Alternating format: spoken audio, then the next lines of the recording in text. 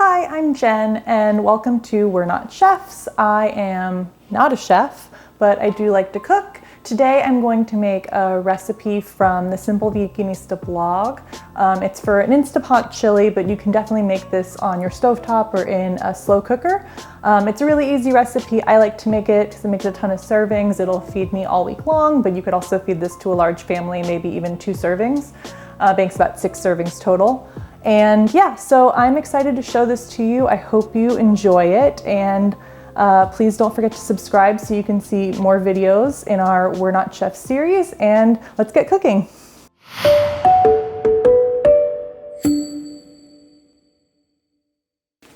First thing I want to tell you is that this recipe has tempeh in it, which is one of my favorite ingredients. I love tempeh. I think this is a great ingredient for this chili recipe. If you don't like tempeh, if you're scared to try it, if you're making this for somebody who might not eat it if it has a weird ingredient that they don't know about, you can absolutely sub tempeh for more beans. This recipe is pretty simple because it doesn't require a ton of prepping of ingredients. It's mostly like canned beans, canned corn, canned tomatoes, canned tomato sauce. You're gonna have to chop a few things like some bell pepper, some onion, I pre-chopped those, a little bit of carrot.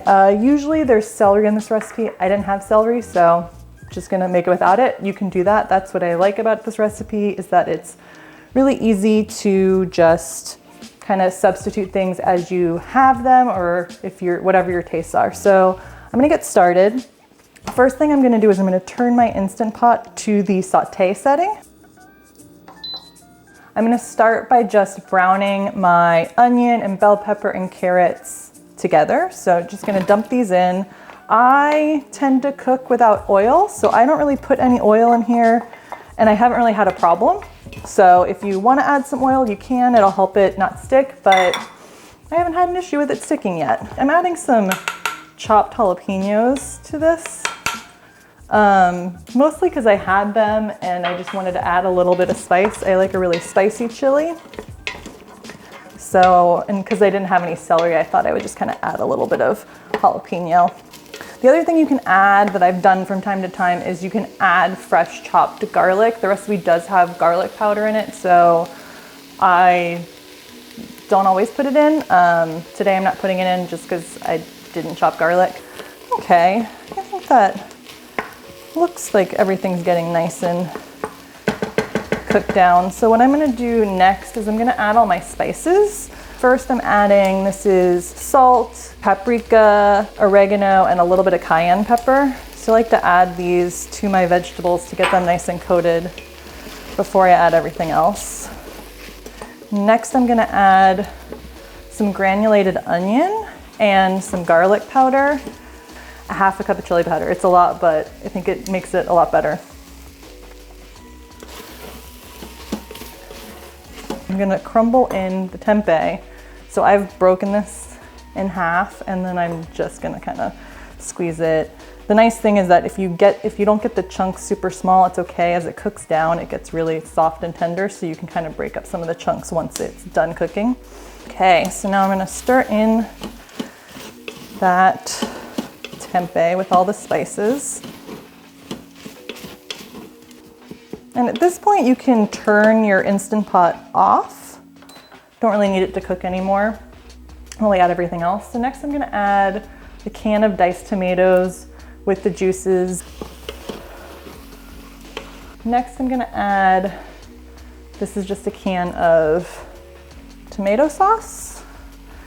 This was what I added when I made this for my mom. And I think it, I don't know, really like helped the flavor. She loved it. She could not believe there wasn't meat in this chili. So I think these are good ingredients to add to fool your non-vegan friends. Okay, next I'm gonna add beans. So I'm using black and pinto beans. You could use kidney beans. You could kind of use whatever bean you want. I really like the black and pinto combo, so that's what I've been using lately. If you weren't gonna put in tempeh, I would definitely suggest that you put in kidney beans. So you have kind of like a 3-bean chili, which would be really nice. So now I'm adding, this is canned corn. Last time I made this, I forgot to buy canned corn and I had frozen corn. So you could definitely use frozen corn instead, or fresh corn if you have fresh corn. I just like to keep it easy. So this is a can of corn, drained. Don't put the liquid in. Next up, this is a whole can of tomato paste, really tomatoey, whole can. So get it all in there. Now I'm gonna add 2 cups of vegetable broth. I like adding vegetable broth instead of water just to give it a little bit more flavor. And I just do 2 cups so that way, I don't know, you're not using a whole quart of vegetable broth for just one recipe. So I'm gonna add about another cup and a half of water because I'm also adding quinoa to this. This is tricolor quinoa. It's been pre-rinsed. But I find that when you don't add enough water, it might stick a little bit, especially in the Instant Pot. So just adding a little extra water so that it doesn't stick at all and it'll get cooking. So yeah, just give everything a good stir. Put it all in your Instant Pot. And then take the lid, lock it into place, put it to sealing. And then you're gonna just set it for high pressure for 11 minutes and let it go. And I'll be back when it's all done. So the Instant Pot has sat for 10 minutes after it's done cooking. And so now I'm going to quick release the remaining pressure. Be careful when you do this. It's gonna shoot out hot steam from the top. So you wanna just kind of step away from it. Don't lean over it. And you just move the valve from seal to venting. It's gonna let a little bit of steam out, make a little noise. And so once the steam is done escaping, you should be able to open the lid all the way. And it's still bubbling away in there, even though that it's off. And you can just give it a good stir, see how nice and cooked everything is. The quinoa is nice and fluffy, helps give it a little bit of texture. All the veggies are cooked. And now this is ready to eat. I love to have this with corn chips, basically Fritos. I don't try to have too many, but it's a nice little treat with your chilies. You could also add like a vegan sour cream or cheese or even some avocado to the top. You could put cilantro. I don't like cilantro, but you could add cilantro. If you're gonna cook this in a slow cooker, you wanna cook it for about 6 to 8 hours. If you're gonna cook it on your stove, you just need to cook it for about an hour. Just check it to see. The thing you're mostly making sure is that the quinoa's done really, and just kind of that it like thickens up. So those are the things you're looking for if you're cooking it in the stove or in a slow cooker.